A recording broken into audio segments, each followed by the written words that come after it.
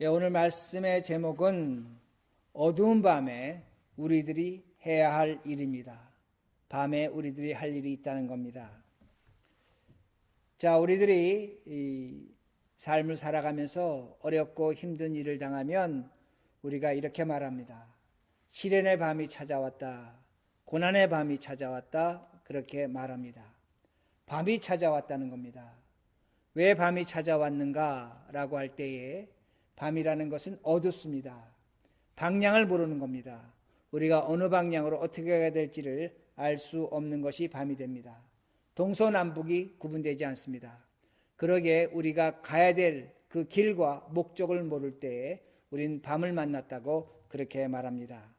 방향을 알지 못한다는 것은 우리에게 불안감을 가중시킵니다. 또한 밤이 되면 우리는 앞을 보지 못합니다. 앞을 보지 못하면 판단을 하지 못합니다. 여러분, 우리가 맛있는 음식을 먹을 때 눈을 가리고 앞을 보지 못하고 음식을 먹으면 음식 맛을 모릅니다. 눈을 뜨고 먹을 때 음식 맛을 알 수 있다고 그렇게 말합니다. 이건 어떤 의미가 되냐면 우리가 앞을 보지 못하는 그 깜깜한 밤에는 우리가 판단을 하지 못한다는 겁니다. 올바른 판단하지 못합니다. 아주 잘못된 판단을 할 수 있는 것이 바로 밤이라는 의미가 됩니다. 오늘 우리에게 코로나 바이러스로 우리의 현실은 밤이 됩니다. 그러기에 우리의 가정, 우리의 사회, 국가, 온 세계, 교회가 정말로 어두운 밤에 있습니다. 우리가 이런 밤에 올바른 길과 방향과 판단을 하지 못한다면 우린 밤에 헤매는 자가 됩니다. 실패하는 자가 된다는 겁니다. 우리가 이 밤을 잘 헤쳐나가야 됩니다. 그래야만 우리 후손들, 우리 자녀들도 이 밤을 헤쳐나갈 수가 있습니다. 우리의 미래의 행복과 불행은 어디 있냐? 오늘 밤을 맞이했는데 그 밤을 우리가 어떻게 잘 견디며 더 나가서 헤쳐나가는가 중요할 수밖에 없다는 말씀이 됩니다. 오늘 성경 본문 제가 읽어드린 말씀에도 밤이 나타납니다. 여러분 30절 마지막 말씀을 보면 가룟 유다가 예수님께 주신 떡을 받고 나갔는데 그때가 밤이더라고 성경은 가르쳐주고 있습니다. 성경도 밤이란 의미를 우리에게 가르쳐주고 있다는 겁니다. 가룟 유다가 홀로 나갔습니다. 그때가 밤입니다. 그는 그 밤에 나갈 때 알지 못하는 길을 가는 겁니다. 두려움의 길을 가는 겁니다. 실패의 길을 가는 겁니다. 그러게 그는 홀로 그 밤에 나가서 예수님을 배신하게 됩니다. 오늘도 마찬가지입니다. 우리가 지금 살아가는 이 세상에는 코로나 바이러스라는 것으로 죽음이 지배하는 세상이 됩니다. 우리가 과거에는 죽음이라는 것이 우리와 크게 상관없는 일로 그렇게 생각했습니다. 그러나 죽음이라는 그 실체가 그것이 우리에게 매우 가까이 와 있는 것을 우리가 알 수 있습니다. 우린 그걸 이기지 못합니다. 그 코로나 바이러스로 세상은 밤이 됐습니다. 밤이 된 이 세상 우리가 어떻게 살아가고 무엇을 해야 되고 어떤 판단을 해야 되고 어떤 길을 가야 될지를 우린 정확히 알지 못한다는 겁니다. 그러기에 오늘 말씀을 통해서 우리가 이 밤을 이겨내야 됩니다. 그런데 한 가지 중요한 것은 뭐냐면 우리가 살아가는 이 세상 분명히 새롭게 재편될 것입니다. 달라질 것이라는 겁니다. 특히 우리가 살아가는 미국은 분명하게 달라집니다. 왜? 밤이 왔기 때문입니다. 그러기에 우리가 이 밤을 견뎌내고 새날을 준비하기 위해서 이 세상이, 이 나라가 어떻게 변할 것인가를 우리가 생각해 볼 필요가 있다는 겁니다. 미국은 전통적으로 국가 정책이 있습니다. 1800년도 초반에 몬로주의라는 것을 선언했습니다. 몬로주의라는 것은 뭐냐면 미국이 고립된다는 겁니다. 다시 말씀하면 미국의 고립주의입니다. 미국은 혼자 살아가겠다는 겁니다. 이게 미국의 정책 중에 하나입니다. 우리에게 이 단어가 익숙하지 않지만 미국은 이것을 정책으로 삼았습니다. 왜 미국이 고립주의를 선택했는가? 조지 워싱턴 때도 마찬가지고 1800년대 초반에도 마찬가지지만 미국은 지리적으로 세계와 떨어져 있습니다. 유럽 대륙과 떨어져 있습니다. 아시아와 떨어져 있습니다. 그러게 미국은 얼마든지 혼자 살아갈 수 있는 넓은 땅덩어리를 갖고 있습니다. 여러분, 세계 수많은 국가가 전쟁을 하지만은 미국과는 전쟁하는 것이 불가능합니다. 왜냐하면 동쪽에는 대서양이 있고 서쪽에는 태평양이 있습니다. 전쟁을 하려면 군대와 물자를 보내야 됩니다. 보급이 중요합니다. 근데 바다 건너와야 되는 겁니다. 그러기에 전쟁이 불가능합니다. 그러기에 미국이라는 나라를 세운 그 선각자들은 미국은 우리끼리 혼자 살 수 있다는 그 사상이 선각자들에서 팽배했습니다. 그러기에 고립주의를 선택한 겁니다. 그 고립주의를 미국이 다시 한번 선택할 것이란 그 말씀이 됩니다. 여러분, 러시아가 미국을 공격한다고 하지만 불가능합니다. 전쟁이라는 건 땅을 점령해야 되는데 러시아가 미국을 공격하려면 알라스카를 통해서 와야 됩니다. 그리고 캐나다를 통해서 와야 됩니다. 공격할 수 없습니다. 거의 불가능한 전쟁입니다. 미국의 남쪽에 멕시코가 있고 북쪽에 캐나다가 있지만 여러분, 미국과 군사력이 비교되지 않는다는 말씀이 됩니다. 그러기에 미국은 전통적으로 우리는 우리끼리 살겠다. 이 고립주의가 미국의 건국 정신 중에 하나라는 걸 잊으시면 안 됩니다. 이건 조지 워싱턴도 초대 대통령도 분명히 주장한 내용이 됩니다. 그러기에 우리가 역사를 보면 100년 전의 역사를 보면 지금과 같은 일이 일어나고 있다는 겁니다. 여러분, 1차 세계대전이 일어났을 때 미국은 싸우지 않겠다고 했습니다. 초반전에 거부했습니다. 고립주의를 선택한 겁니다. 그러나 1차 대전 후반에 미국은 참전할 수밖에 없었습니다. 2차 세계대전도 마찬가지입니다. 2차 세계대전이 유럽에서 발발했을 때 미국은 참여하지 않겠다는 겁니다. 여러분, 영국의 수장 철칠이 와서 간곡하게 부탁을 했습니다. 그러나 미국이 2차 세계대전에 참여한 가장 결정적 동기는 우리가 잘 아는 일본의 진주만 폭격입니다. 그래서 미국은 2차 세계대전에 참전하게 된다는 말씀이 됩니다. 그러기에 미국의 고립주의라는 정책을 우리가 깊이 생각해야지만 우리가 앞으로 어떤 일을 당하고 어떻게 해결할 수 있다는 그 방향을 찾게 됩니다. 제가 좀 전에 말씀드린 것처럼 미국은 1차, 2차 세계대전이 끝난 후에 세계 최고의 경제 강국이 됩니다. 학자들마다 다르지만 최소한 미국이 당시 세계 총 생산의 40%에서 50%까지 생산했다고 그렇게 말할 정도입니다. 근데 미국이 전쟁을 끝난 후에 미국 유럽 대륙을 보면서 두려움을 갖습니다. 어떤 두려움을 갖냐면 여러분, 러시아와 독일은 영원한 앙숙입니다. 프랑스와 독일은 끝없는 경쟁 관계입니다. 영국은 오만한 섬 국가입니다. 그러기에 언젠간 저들이 전쟁을 할 것이라고 미국 사람들은 생각을 했습니다. 그러기에 2차 세계대전이 끝난 후에 미국은 유럽이 부강한 국가가 되는 것을 원치 않았습니다. 그러기에 미국은 유럽에서 어느 정도 경제 지원을 하지만 실질적 경제 지원은 그렇게 크게 하지 않았습니다. 왜냐하면 유럽이라는 나라가 강해지면 또 한 번 전쟁을 할 수밖에 없기 때문입니다. 그러기에 미국은 2차 세계대전 세계 경제 강국이 되면서 어디다가 자신들의 경제력을 쏟아넣냐면 여러분, 바로 그것이 일본이었습니다. 그리고 한국이었습니다. 일본과 한국을 통해서 미국 경제가 미국 국민들이 쓰는 물건을 만들어내기 시작했습니다. 그런데 그렇게 되면서 미국이 최고의 소비 문화에 들어가게 됩니다. 그러다 보니까 그것도 모자라서 이제는 중국을 통해서 미국이 물건을 수입하게 된다는 겁니다. 이 생산 라인이 여러분, 미국의 소비 물자가 일본과 한국을 중국을 통해서 생산하게 됩니다. 그리고 일본과 한국과 중국은 경제적 부흥을 맞이하게 됩니다. 유럽은 상대적으로 이 경제적 혜택을 받지 못합니다. 그러게 유럽이 자구책으로 만들어낸 것이 뭐냐면 유로피언 유니언입니다. EU입니다. 경제 공동체를 만들어낸 겁니다. 미국과 아시아와 경쟁하기 위한 것이라는 것을 우리가 알 수 있습니다. 제가 지금 말씀드린 것은 뭐냐면 미국이 고립주의를 선택하기 위한 수단으로 이런 일이 일어났다는 겁니다. 그런데 문제가 생깁니다. 어떤 문제가 생기냐면 중국이 경제 부흥으로 말미암아 그 힘을 갖고 미국에 도전하게 됩니다. 그 도전이 무엇이냐면 중국이 대만과 일본을 연결하는 태평양을 넘어오려고 합니다. 태평양을 넘어가려고 합니다. 여러분, 제가 좀 전에 설명드린 것처럼 태평양을 넘어가면 미국은 공격을 당할 수 있는 가능성을 갖게 된다는 겁니다.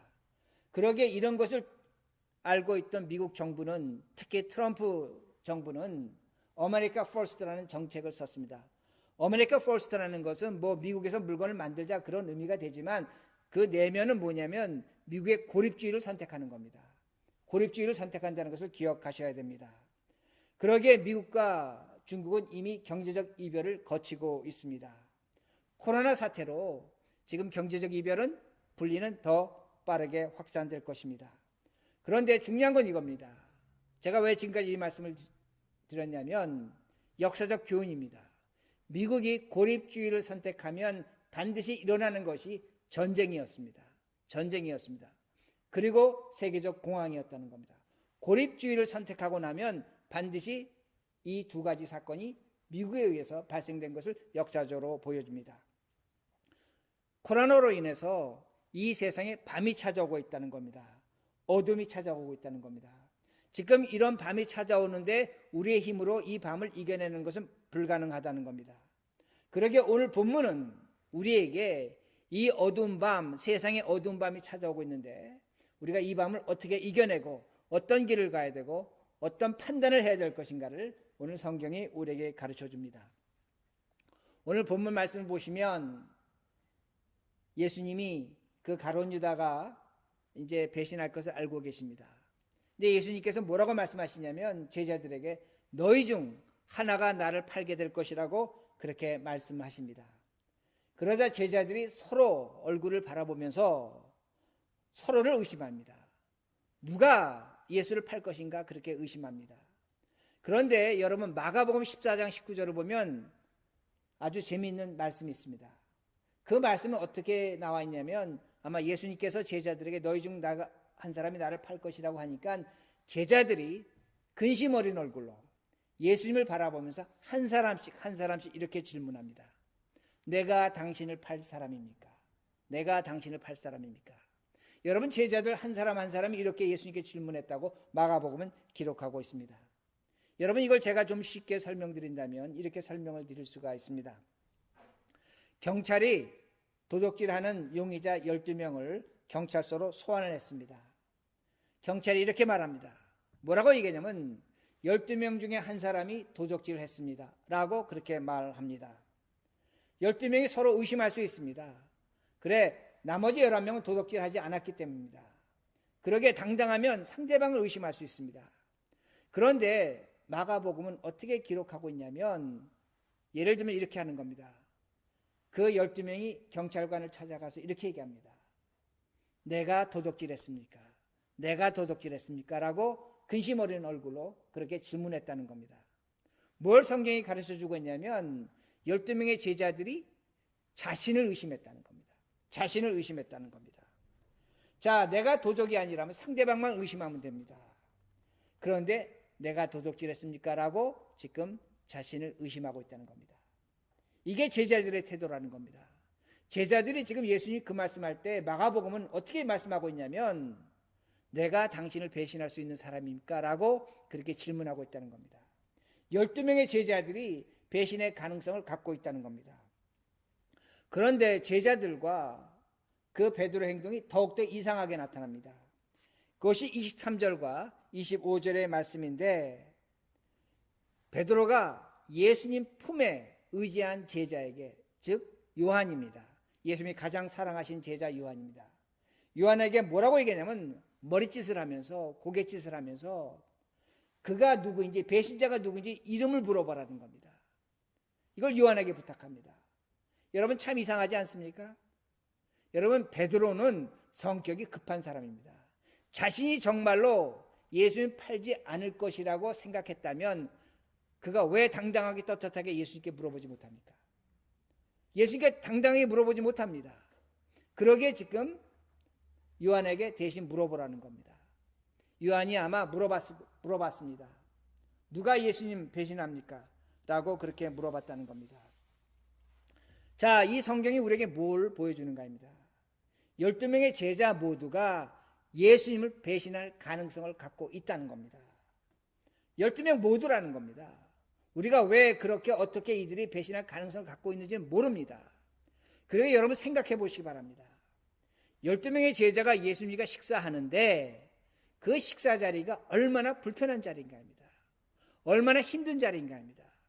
왜냐하면 모두가 배신의 가능성을 갖고 있는 제자들과 예수님이 함께 식사하고 있기 때문입니다. 그런데 중요한 건 이겁니다.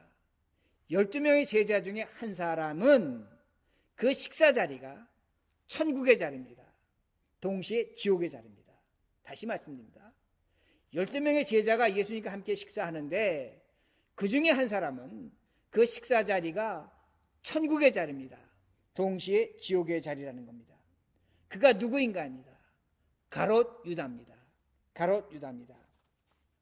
자, 왜 이렇게 말씀을 드릴 수 있냐면 예수님에게 그가 누구냐고 물었을 때 예수님께서 떡 한 조각을 드셔서 찍으셨습니다.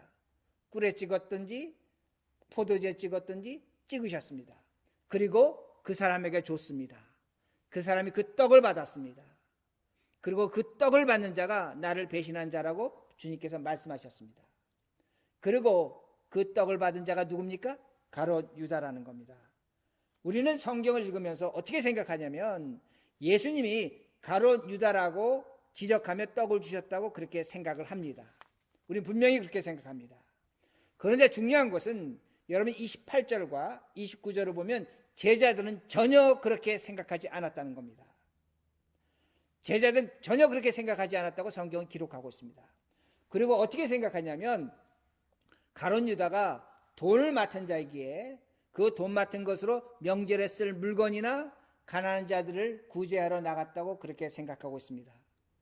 여러분 성경이 우리에게 지금 보여주는 게 뭔 줄 아십니까? 제자들 11명은 내가 예수를 팔 수 있다고 의심하는 사람들이었습니다.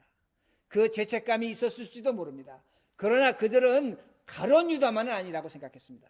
가롯 유다는 예수를 팔지 않을 것으로 그렇게 생각했다는 겁니다. 그러게 성경을 이것이 우리에게 보여줍니다.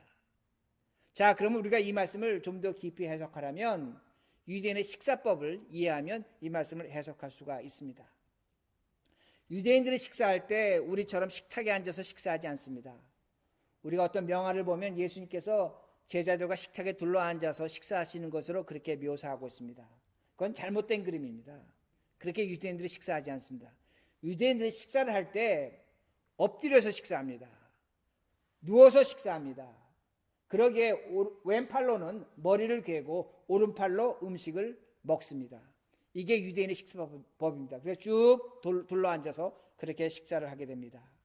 그런데 주인이 가운데 앉고 주인과 가장 친한 사람들이 오른쪽과 왼쪽에 앉습니다. 왜 그렇게 앉냐면 다른 사람들에게 누워서 식사하기 때문에 주인은 빵 접시를 돌립니다. 그러나 왼쪽에 있는 사람과 오른쪽에 있는 사람은 주인이 팔을 달 수가 있습니다. 자기가 떡을 뜯어서 줄 수 있는 사람, 그 사람이 가장 가까운 사람이요, 중요한 사람이요, 사랑하는 사람이 됩니다. 자, 그런데 오늘 성경을 보면 예수님 가슴에 누워있는 사람이 있습니다. 그 사람이 주님이 사랑하는 제자라고 성경을 기록하고 있고 요한입니다. 가슴이면 예수님 오른편에 누워 있습니다. 그럼 왼편에 누가 누워 있는가 합니다. 지금 성경을 보면 예수님께서 떡을 찍어서 주셨다고 말씀합니다. 예수님이 반쯤 누워서 떡을 줄 수 있는 거리는 바로 옆 사람입니다. 누굽니까? 그것이 가롯 유다라는 겁니다. 그러니까 요한이 오른편에 앉아 있고 가롯 유다가 왼편에 앉아 있는 것을 성경이 보여줍니다. 즉 가롯 유다는 예수님의 사랑을 받는 자라는 겁니다. 예수님의 사랑을 받는 자라는 겁니다. 그러게 28절과 29절을 보면 제자들은 가롯 유다가 예수님을 배신할 것을 꿈에도 생각하지 않은 것을 성경이 우리에게 보여줍니다. 가롯 유다는 예수님의 사랑을 받고 있다는 겁니다. 동시에 그는 예수님을 배신하려고 합니다. 한쪽 마음은 예수님의 사랑을 받고 있고 다른 한쪽은 예수님을 배신하려고 한다는 겁니다. 그러기에 그가 그 식탁의 자리에서 밖으로 나가면 주님을 배신하는 겁니다. 그러나 그가 식탁의 자리에 계속 머물러 있으면 예수님의 사랑을 받는 그 제자라는 겁니다. 사람이 된다는 겁니다. 그러기에 제가 좀 전에 뭐라고 말씀드렸냐면 가롯 유다는 지옥과 천국을 왔다 갔다 하고 있는 겁니다. 이 자리를 벗어날 것인가 벗어나면 그는 예수님을 배신합니다. 이 자리에 계속 앉아 있으면 예수님을 사랑하는 겁니다. 그러게 지옥과 천국이 있다는 겁니다. 우리는 오늘도 어떻게 생각하냐면 지옥과 천국이 죽음 이후의 세계라고 그렇게 말합니다. 맞습니다. 그러나 오늘도 우리가 하나님의 사랑을 알고 사랑을 받고 있으면 오늘이 천국입니다. 그렇지 않습니까? 분명합니다. 하나님의 사랑을 알고 사랑을 받고 있다면 오늘이 천국입니다. 그러나 오늘 우리가 하나님을, 예수님을 배신하려고 한다면 우리는 지옥에 있을 수밖에 없다는 겁니다. 그러기에 지옥과 천국은 우리의 현실에 있다는 것을 기억하셔야 됩니다. 다시 말씀드립니다. 많은 사람들은 지옥과 천국이 죽음 다음에 결정된다고 그렇게 말합니다. 그러나 여러분 생각해 보시기 바랍니다. 오늘 우리가 천국으로 산다면 어떻게 죽어서 지옥을 갈 수 있겠습니까? 오늘 천국이라면 죽은 다음에도 천국입니다. 오늘 지옥 같은 삶을 사는데 어떻게 죽은 다음에 천국을 갈 수 있겠는가 합니다. 지옥이면 지옥이라는 것입니다. 그러기에 오늘이 천국이고 오늘이 지옥이 될 수밖에 없다는 말씀이 됩니다. 우리는 하나님의 사랑을 선택할 수 있습니다. 우리는 하나님의 사랑을 거부할 수 있습니다. 거기에 따라 지옥과 천국이 달라지는 겁니다. 가룟 유다가 그랬다는 겁니다. 가룟 유다가 앉은 식탁의 자리는 어떤 자리냐? 배신이 있는 겁니다. 동시에 하나님의 사랑이 있다는 겁니다. 그러기에 오늘 우리가 하나님의 사랑을 선택한 증거는 뭡니까? 천국으로 살아가는 겁니다. 오늘도 우리가 하나님의 사랑을 거부하고 배신한 증거는 뭡니까? 오늘도 우리는 지옥으로 살아갈 수밖에 없다는 겁니다. 이것이 가룟 유다의 지옥과 천국이고 우리의 지옥과 천국이라는 말씀이 됩니다. 그러면 가룟 유다는 왜 예수님을 배신했는가 합니다. 무엇 때문에 배신했는가 합니다. 가룟 유다가 원하는 예수님의 모습이 있었습니다. 그건 정치적 메시아였습니다. 경제적 메시아였습니다. 이스라엘 백성의 문제를 해결해 주는 그런 메시아를 가룟 유다는 간절히 소망했습니다. 오늘도 마찬가지입니다. 우리가 신앙생활하면서 우리들이 원하는 예수 그리스도의 모습, 하나님 모습이 있다는 겁니다. 우리가 소원하고 원하는 것들이 있습니다. 그것이 하나님께서 응답하지 않으실 때가 있습니다. 들어주지 않을 때가 있다는 겁니다. 그때 우리는 절망하고 낙심합니다. 그러나 중요한 것은 이겁니다. 우리는 절망하고 낙심할 일이 있다고 할지라도 그 자리를 박차고 일어나서는 안 된다는 겁니다. 인내하며 예수님과 함께 있어야 됩니다. 기다리며 예수님과 함께 있어야 된다는 겁니다. 그래야만 하나님을 배신하지 않는다는 말씀이 됩니다. 왜냐하면 언젠가는 예수님이 우리를 데리고 그 식탁을 벗어나서 밤에 나가십니다. 예수님이 제자들 데리고 겟세마네로 가신 것처럼 우리를 밤에 끌고 나가십니다. 그 밤길을 우리와 함께 가신다는 겁니다. 그때까지 기다려야 된다는 겁니다. 그때까지 우리는 절대로 혼자 나가면 안 됩니다. 주님과 함께 나가야 됩니다. 그러나 가룟 유다는 어떻게 나갔습니까? 혼자 나갔습니다. 홀로 나갔습니다. 그러기에 마태복음 27장 3절을 보면 그는 홀로 나간 후에 예수님을 배신했습니다. 그리고 예수님이 가야바의 법정에서 십자가의 죽음을 당하게 됩니다. 십자가의 죽음을 당한다. 골고다의 법정에서 십자가의 죽음을 당하게 됩니다. 그 죽음을 예수님께서 당하신다는 겁니다. 그것을 보고 성경은 뭐라고 기록하고 있냐면 가룟 유다가 스스로 뉘우쳤다고 말씀합니다. 스스로 뉘우친 겁니다. 스스로 뉘우쳤는데 그 뉘우침이 있은 다음에 가룟 유다가 은 30을 제사장과 장로들에게 돌려주게 됩니다. 스스로 뉘우쳤습니다. 여러분, 스스로 뉘우쳤다는 이 헬라어의 의미는 뭐냐면 어떤 물고기가 있습니다. 이 물고기가 물속에 있다가 낚싯바늘을 물은 겁니다. 미끼를 물은 겁니다. 잡혔습니다. 죽게 된 그런 물고기가 됩니다. 근데 낚시한 사람이 불쌍해서 다시 풀어줬습니다. 물로 보냈습니다. 근데 이 물고기가 또 한 번 다시 똑같은 낚시 미끼를 문 것, 이것을 바로 우리가 뉘우쳤다 그 단어를 사용합니다. 미련하다는 겁니다. 여기서 스스로 뉘우쳤다는 이 말씀의 의미는 미련한 물고기와 같다는 겁니다. 끊임없이 잘못하는 그 모습을 나타냅니다. 가룟 유다는 미련했던 겁니다. 자신이 예수를 판 것이 얼마나 미련했다는 것을 깨달은 겁니다. 그러기에 그 미련함을 견디지 못해서 가룟 유다가 스스로 목숨을 버린 것을 우리가 알 수 있습니다. 가룟 유다는 미련한 물고기와 같았다는 것을 알 수가 있습니다. 오늘도 마찬가지입니다. 오늘도 우리들이 똑같은 잘못을 반복합니다. 똑같은 잘못을 반복합니다. 그러면 우리가 왜 똑같은 잘못을 반복하는가? 무엇 때문에 잘못하는가 합니다. 왜 우리가 똑같은 잘못을 반복하는 줄 아십니까?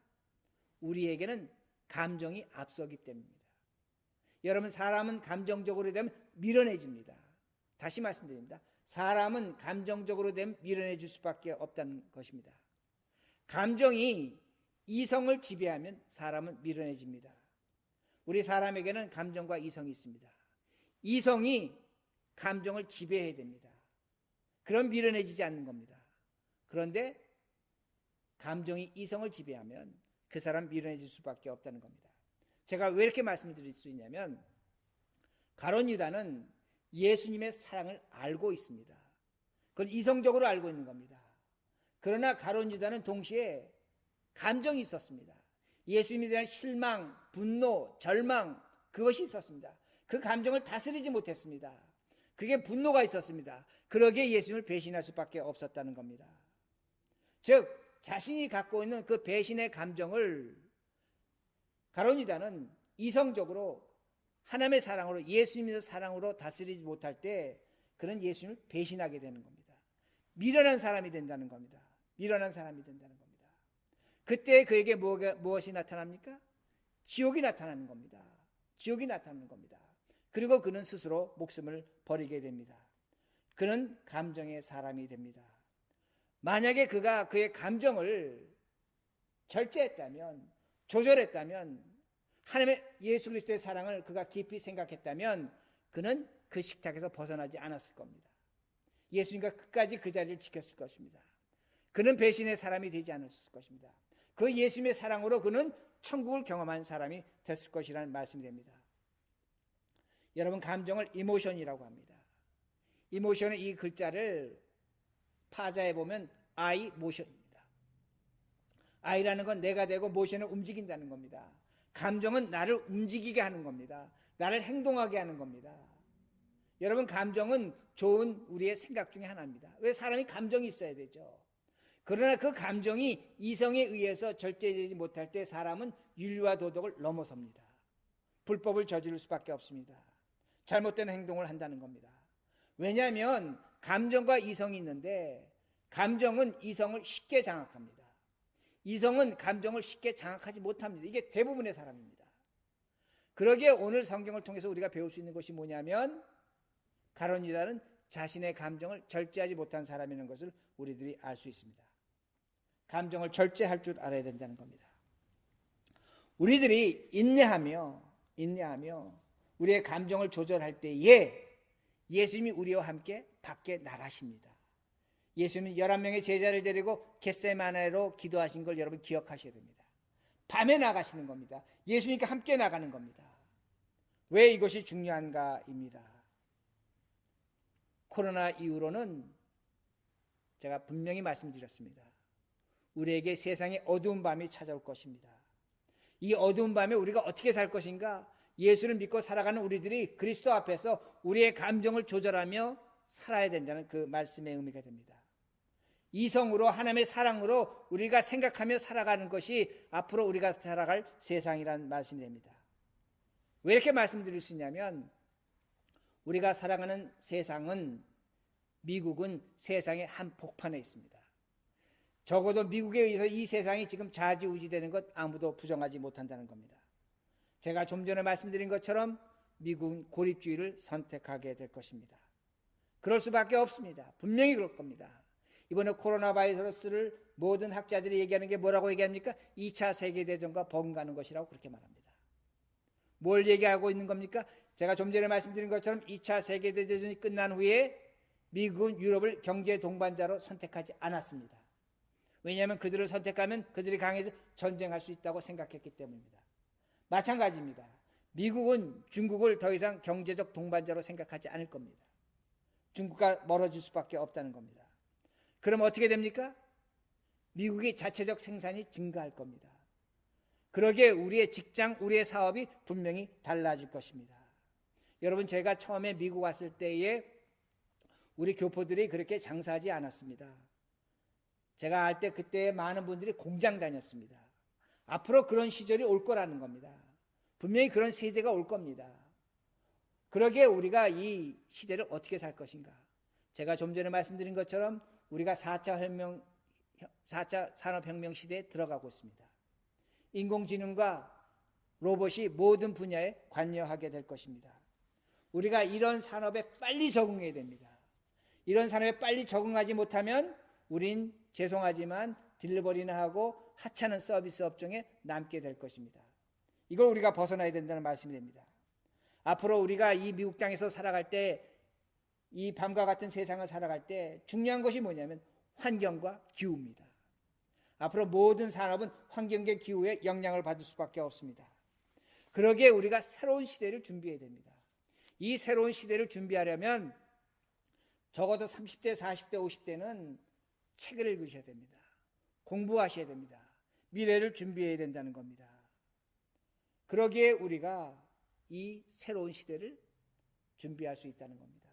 이것이 우리의 생각과 의지로 되는 것 같지만, 그러나 제가 좀 전에 지금까지 말씀드린 것처럼 하나님의 말씀으로 하나님의 사랑을 우리가 확인하며 우리의 감정을 조절하며 살아야 된다는 말씀이 됩니다. 우리가 살아갈 세상 앞으로 지금처럼 물자가 풍족하지 않을 것입니다. 지금은 미국이 물자가 너무나 풍족하다 보니까 미국 사람들이 곳곳에 뭘 만들었습니까? 스토리지 렌탈을 만들었습니다. 집에 쌓아둘 물건이 자리가 없으니까 이제 렌트해서 물건을 쌓아둘 정도입니다. 앞으로 그런 시대가 아닐 것입니다. 모든 경제가 10%에서 20% 정도 축소될 것이라고 그렇게 말합니다. 이것이 회복되려면 10년이 걸릴지 20년이 걸릴지 아무도 알지를 못합니다. 그러기에 오늘 내가 갖고 있는 직장, 직업, 사업 오래될 것이라는 생각을 여러분 하시면 안 됩니다. 빨리 이 새로운 시대가 진입할 때에 여러분들이 어떻게 준비하고 변화할 것인지 스스로 결정하셔야 된다는 겁니다. 그리고 중요한 건 우리 자녀들입니다. 우리 자녀들에게 생각하는 방법을 가르쳐야 됩니다. 아주 중요합니다. 생각하는 방법을 가르쳐야 됩니다. 그리고 우리 자녀들에게 창조의 능력을 가르쳐야 됩니다. 여러분, 이걸 하시려면 부모들이 자녀들과 많은 시간을 보내야 됩니다. 우리 자녀들이 사용하는 아이패드나 컴퓨터와 시간을 여러분 최대한도로 줄여셔야 됩니다. 강제적으로 억지로 하면 안 됩니다. 여러분 시간을 나눔으로 그 시간을 줄여내야 된다는 말씀이 됩니다. 그리고 우리 자녀들이 자연을 보고 세상을 바라보는 안목을 갖게 하셔야 됩니다. 아름다움을 볼 줄 아는 그 시각을 갖게 하셔야 됩니다. 그래야만 우리 자녀들이 이 어두운 밤에 피해자가 되지 않습니다. 이 어두운 세상에 우리 자녀들이 앞서갈 수 있다는 말씀이 됩니다. 말씀을 마칩니다. 이 세상은 밤이 찾아오고 있습니다. 이 밤이 찾아오는 가장 주도적 역할을 하는 나라는 100년 전에도 미국이었습니다. 100년이 지난 후에 지금 미국이 이 일을 하고 있다는 겁니다. 비극적인 역사였지만 미국은 고립주의를 선택하고 나면 100년 전에 양차 세계대전이 일어났습니다. 그리고 대공황이 발생했습니다. 우리는 앞으로 어떤 시대를 어떻게 살아갈지 모릅니다. 그러나 오늘 하나님 말씀으로 우리가 예수님을 배신해서는 안 됩니다. 인내해야 됩니다. 예배의 자리에, 말씀의 자리에 끝까지 여러분이 견디셔야 됩니다. 그리고 우리의 감정을 조절하며 그 예수님의 사랑을 우리가 확신하며 모든 걸 판단하며 우리의 나갈 길을 결정하시는 우리 모두가 되기를 간절히 바랍니다.